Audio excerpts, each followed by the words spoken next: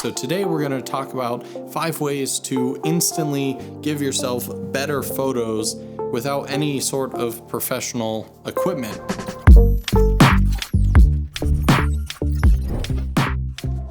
A couple weeks ago, I was taking photos just outside, running around, taking some shots, and I sent them to my wife, and she was like, "Man, you really got to teach me how to take photos like this." And I'm like, well, what do you mean? They're just, random photos off my phone. When you kind of practice the skills that a professional have, whether or not you want a career or have a career of a photographer or cinematographer, those skill sets that you learn kind of translate into everyday photo taking. And so even though I'm using a now 2-year-old plus iPhone, it doesn't really matter. You can have a 6-year-old phone and all these things still apply. Now, to be honest, nowadays when I see people playing around with angles, there's not much thought behind it other than just being unique and different. And so when teaching filmmaking, you're actually taught that angles convey different subconscious feelings to the viewer. For example, right now the camera is a low angle looking up at me, kind of the hero shot, but the subconscious emotion is supposed to be that when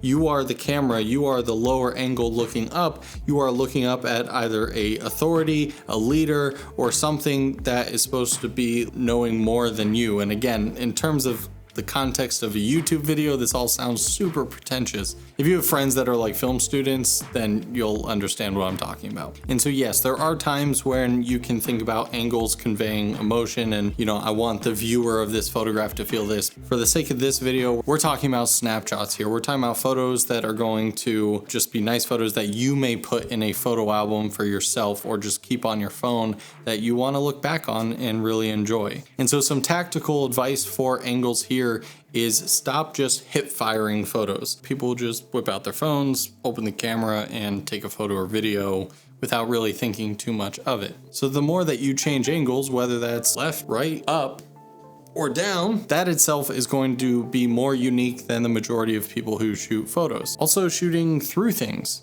So for example, I just grabbed this random flower thing here. This would make more sense if it was an outside photo. So something like this, if this was a still image and, I found this little peephole type thing, especially if I zoom in and post since I'm shooting 6K, again, may not be fitting for every scenario, but this is something. So it's all about just experimenting, trying different things. One of the clear tells of any sort of amateur video or photo is when you blow the highlights or crush the blacks. Now what that means is for highlights, we've all seen when you have something like backlit. So maybe you take a picture of someone standing in front of a window where the inside is darker than what is outside. And cameras that have amazing dynamic range can capture both pretty well. But if you're just using your phone, there's no phone out there that exists that can handle this situation perfectly. If you're taking pictures inside, for example, and you have all the sun blasting in, is to just, again, kind of like the first example,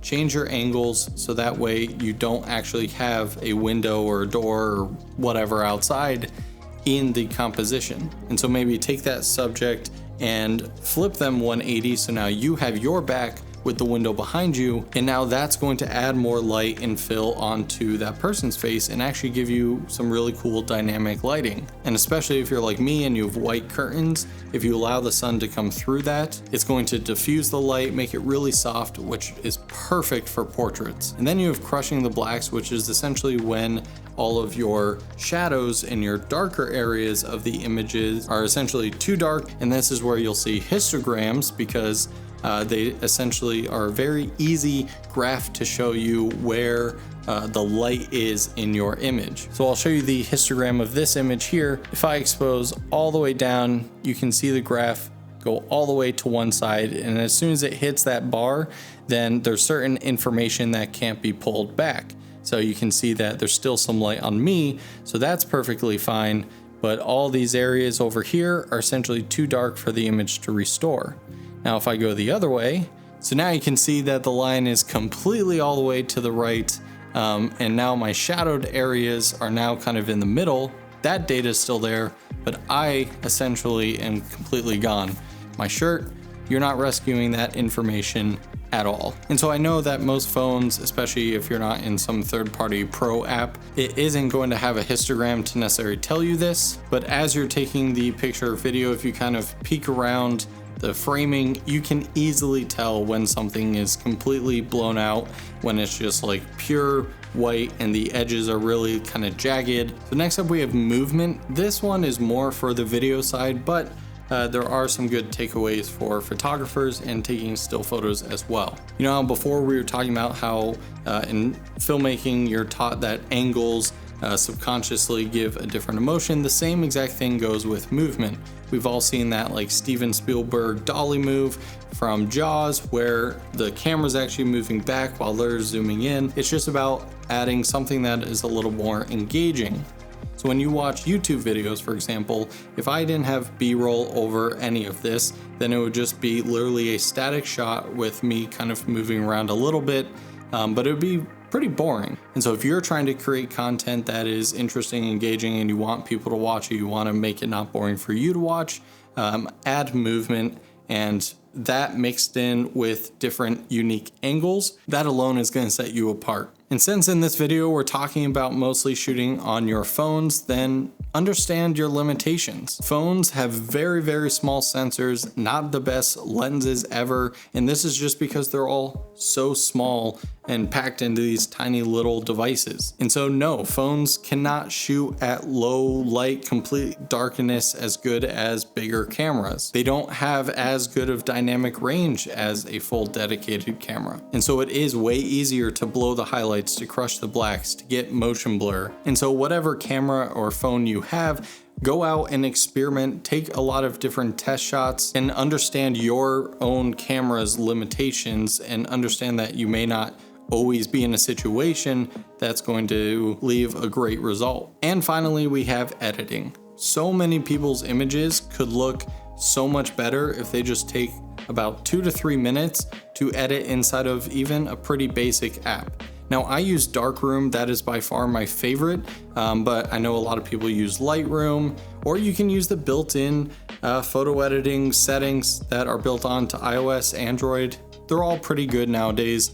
So you can just go to the App Store, look up photo or video editing apps, and you'll find the ones you like. But for this video, Darkroom, especially now that they have video editing. And so I really like Darkroom because you can actually save presets. Since I take images a lot of times in the same areas, I kind of have presets for taking images and videos shot in my studio of like say products or outside. What's really nice is I can edit one photo and then I can copy all those editing settings and paste them to the rest of the batch, and that helps with editing a lot of photos very quickly. Also, if I'm trying to take a little bit more creative image, I'll use Halide to actually take the image, because that allows for raw photo taking compared to the stock photo app on iOS. And they've actually partnered with Darkroom, so I can take a raw photo and then literally with one button open it in Darkroom and have all my raw settings, which is going to give me a lot more dynamic range. Again, the whole highlight shadows thing, as well as better colors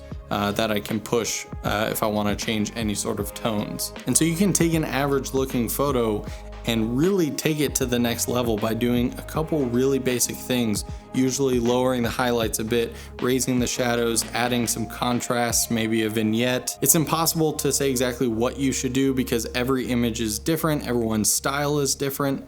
But the best editing advice I can get is don't add a ton of filters. The more you soften skin tones, the worse it looks. But in general, don't over edit images.